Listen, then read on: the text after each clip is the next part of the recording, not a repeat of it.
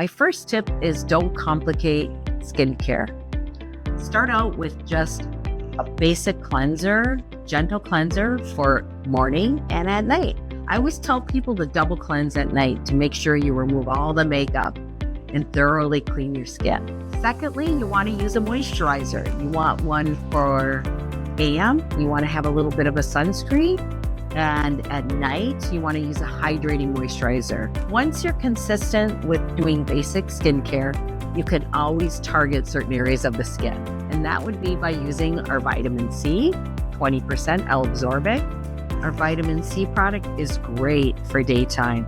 It helps turn over the cells and leaves your skin brighter. Ours is also chemical-free and paraben-free. Another is our Retin A.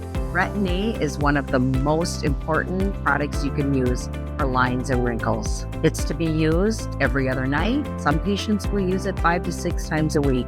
This is a prescription product that you can't buy over the counter. If you have any questions about skincare or treatments, don't hesitate to give us a call. I'd be happy to help.